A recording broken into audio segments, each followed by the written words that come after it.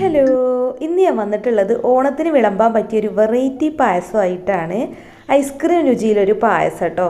സേമിയ പായസം ആണെങ്കിലും ഇത് സാധാരണ സേമിയ പായസത്തിൻ്റെ ഒരു ടേസ്റ്റ് അല്ല കേട്ടോ.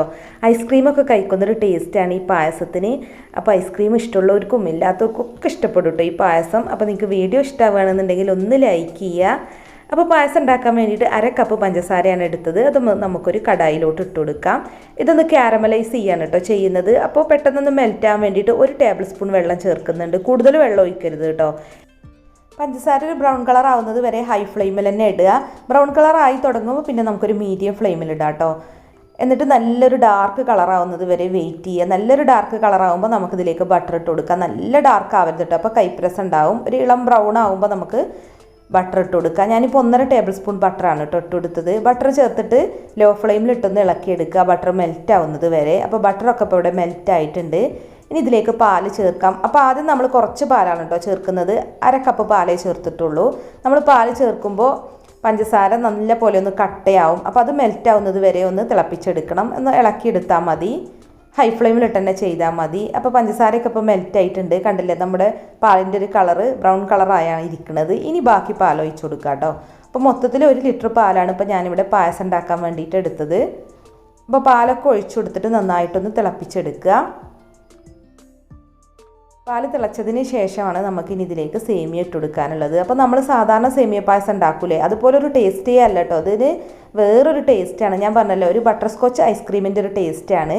ഇനി ഇതിലേക്ക് ചേർക്കാനുള്ളത് സേമിയാണ്. ഞാനിപ്പോൾ ഇവിടെ 2 കപ്പ് തിന്നായിട്ടുള്ള സേമിയാണ് കേട്ടോ എടുത്തത്. അതുകൊണ്ട് തന്നെ ഇത് വറക്കുന്നില്ല, ഇത് ആൾറെഡി വറുത്ത സേമിയാണ്. ഇനിയിപ്പോൾ സാധാരണ സേമിയൊക്കെയാണ് നിങ്ങൾ എടുക്കുന്നത് വെച്ചാൽ ഒന്ന് വറുത്തിട്ട് വേണം അതിലേക്ക് ചേർക്കാൻ. 1 ടേബിൾ സ്പൂൺ നെയ്യൊക്കെ എടുത്തിട്ട് അതിലൊന്ന് റോസ്റ്റ് ആക്കിയിട്ട് വേണം കേട്ടോ അതിലേക്ക് ചേർക്കാൻ. അപ്പോൾ പായസം നന്നായി തിളച്ചിട്ടുണ്ട്. ഒരു 5 മിനിറ്റ് ഇതൊന്ന് വേവിച്ചെടുത്താൽ മതി. തിന്നായ സേമിയ ആയതുകൊണ്ട് തന്നെ പെട്ടെന്ന് വേവും.